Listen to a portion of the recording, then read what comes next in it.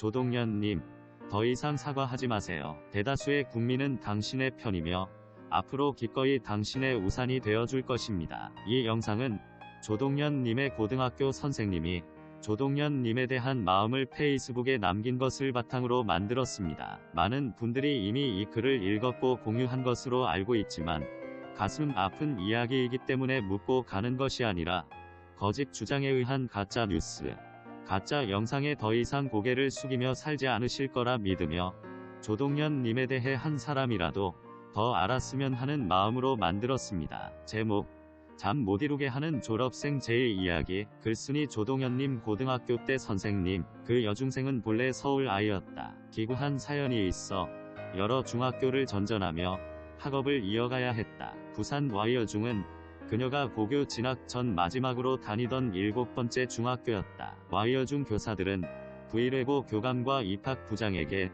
한 목소리로 3년간 장학금을 받으며 다닐 수 있도록 아이를 선발할 것을 추천했다. 이 학생을 장학생으로 선발한다면 절대 결정을 후회하시지 않을 거라며 학교 자체 장학 규정에 따라 3년간 학비 부담 없이 다닐 학생을 선발하던 시절이었다. 현재는 전국 외고, 국제고가 정원의 20%를 사회 통합 전형으로 의무 선발하며 특히 경제적 배려가 필요한 기회균 등 입학생 전원에게 정규 학비뿐 아니라 방과 후 학교 수업료, 체험학습비, 기숙사비, 급식비 등 일체가 지원된다. 작은 체구의 이 여학생은 어려운 가정 형편 속에서도 학교 생활을 모범적으로, 능동적으로 했다. 인성, 학업, 교우관계, 무엇 하나 흠잡을 데 없는 아이였다. 모든 교사가 그를 아꼈고 어려운 환경에 굴하지 않고 자신의 꿈을 이루어가길 응원했다. 친구들과도 돈독한 우정을 발전시켰고 희망을 얻어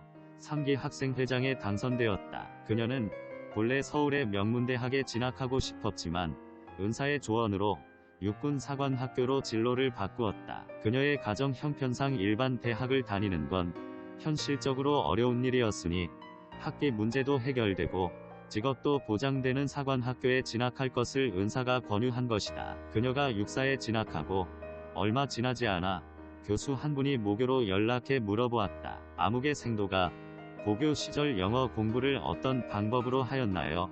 이례적인 질문을 한 이유는 동기들보다 영어 실력이 확연히 나아서 그녀의 공부 방법이 궁금하고 이를 학생 지도에 참고하고 싶다는 것이었다. 그녀의 학창 시절을 잘 아는 이가 답하였다. 암흑의 학생 말씀이지요. 그 친구 자판기 커피로 영어 공부했습니다. 예.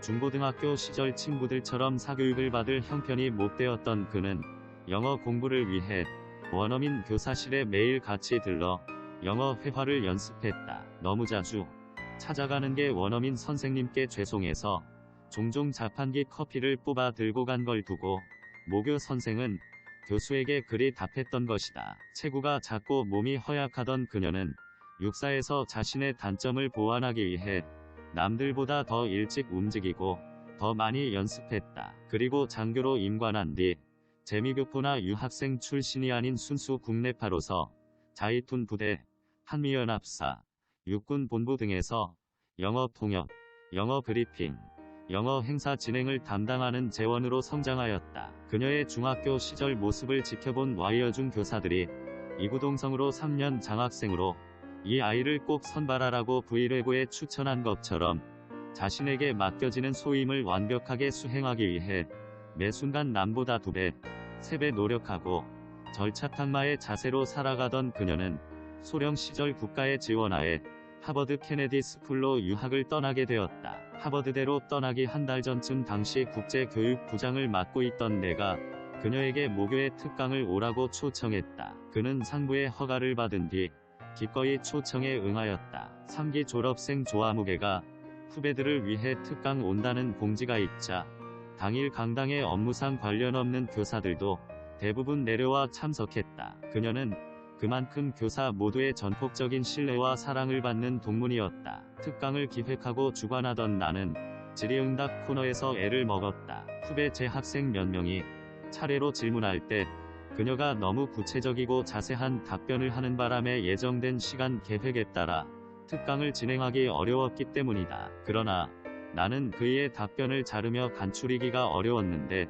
질문을 한 후배에게 눈을 맞추며 진심을 다해 도움을 주고 싶어 하는 마음이 느껴졌기 때문이었다. 여러 해가 지난 지금도 잊혀지지 않는 타인의 마음이 고스란히 느껴지던 순간이며 나는 제자들의 질문에 저리 진정성 있게 답한 적이 있는지 스스로 자문한 순간이었다. 행사가 끝나고 배웅하다 들은 이야기인데 그녀는 특강을 오기 전날도 모교를 찾았다. 저녁 시간 조용히 학교에 와서 운동장 둘레를 걷고 교정을 둘러보았다고 했다. 왜 초청 강연 전날 나에게도 아니 모교의 누구에게도 알리지 않고 조용히 학교를 찾아 혼자 교정을 거닐고 돌아갔을까?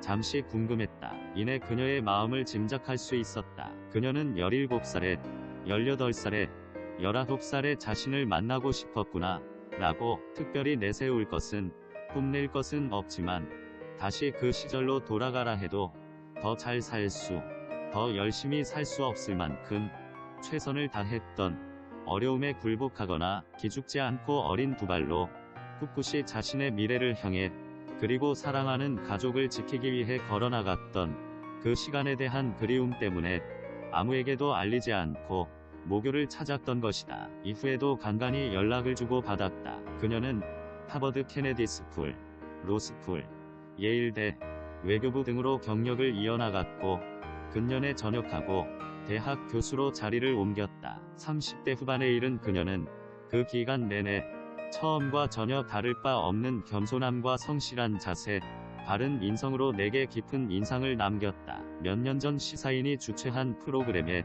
젊은 전문가 중 한 사람으로 참여한 것도 비슷한 맥락인데 그녀는 자신이 다양한 경험을 통해 얻게 된 것을 청소년, 청년들과 나누고자 하는 열망이 큰 사람이다. 불우했던 어린 시절, 프라이버시 문제로 그녀의 가정 환경을 자세히 기술하지 않았는데 단순한 가난이 아니다.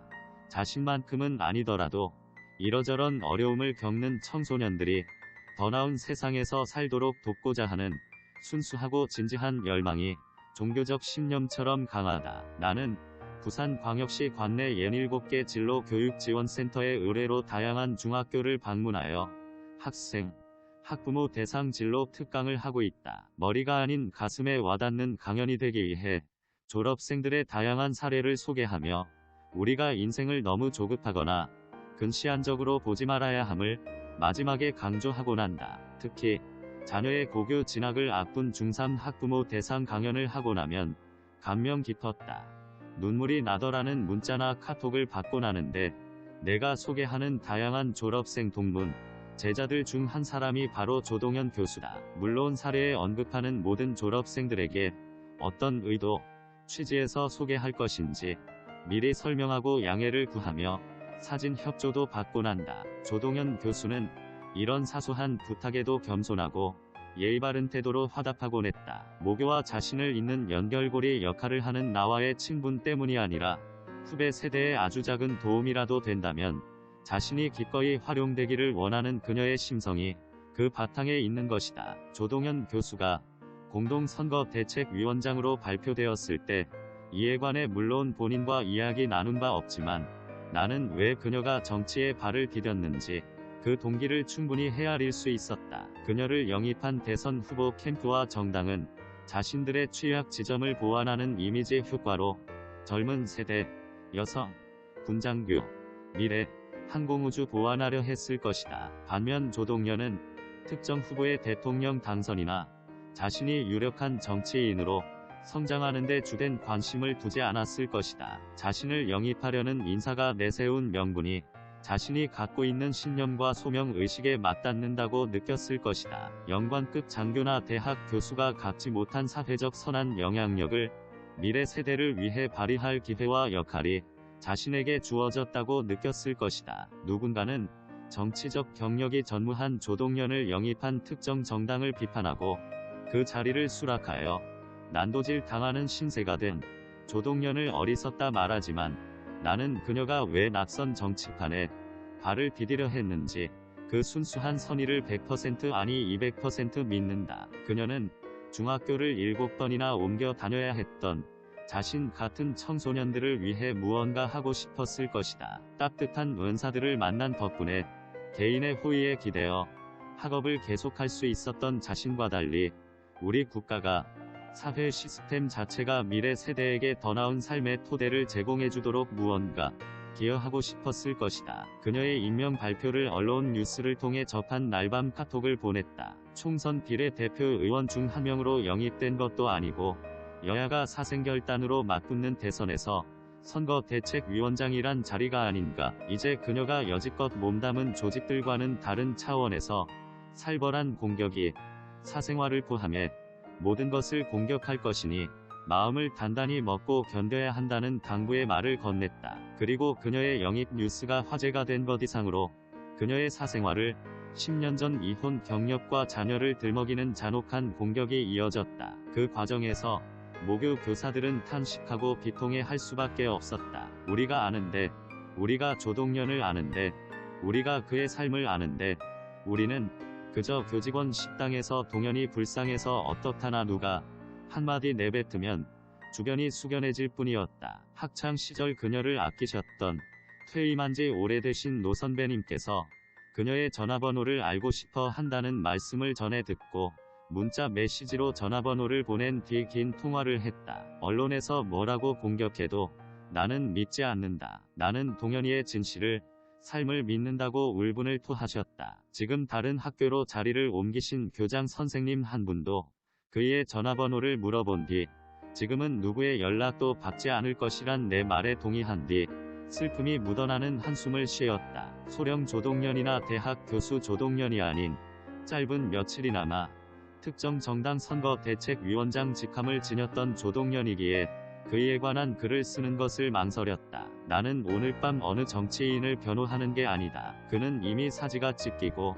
만신창이가 되어 백기를 들지 않았는가. 한 인간 존재가 그의 삶과 진실이 부정당하고 전 국민 앞에서 부당하게 사생활이 난도질 당하는 걸 보고 있는 게 너무나 고통스러워 더 이상 입을 다물고 있을 수 없다. 공직에 나선 이는 그로 인해 인권이 없는 것인지 나는 도무지 알 수 없다. 특히 나와 패친 관계인 일부 지식인들이 전 남편과 강용석의 주장에 기대어 조동연을 함부로 재단하고 충고하는 것을 보며 깊은 슬픔과 비애를 느꼈다. 너는 조동연에 대해 그리 함부로 말해도 좋을 만한 도덕적인 삶을 살았는가? 나는 그렇지 못하다. 나는 나 자신보다 조동연을 훨씬 더 믿는다. 이곳 부일에서 조동연은 약하지만 강했다. 육군 사관학교에서 조동연은 작지만 큰 사람이었다. 지금의 이 시련 역시 능히 버티고 견뎌낼 걸로 확신한다. 무엇보다도 이 글을 조동연이 볼지 모르겠지만 이 말을 꼭 해주고 싶다.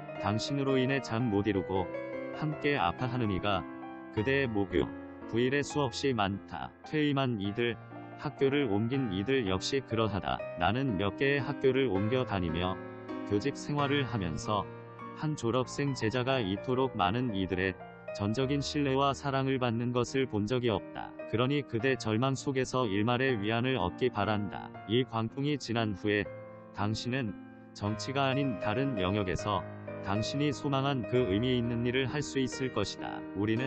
나는 당신을 믿고 응원한다. 사생활이 들추어진 것으로 인해 그대에게 실망한 것 없으니 더 이상 많은 분을 실망시켰다며 사과하지 말라. 우리는 이전 어느 때보다 더 조동연을 좋아하고 지지하게 되었다. 이 영상에 나오는 사생활은 주장하는 이들이 하나의 사실을 가지고 99가지 소설을 쓴 것으로 사실과 전혀 다른 내용입니다. 들어주셔서 감사하며 조동연님은 이번 일을 계기로 더 큰 일을 하실 수 있으리라 믿습니다.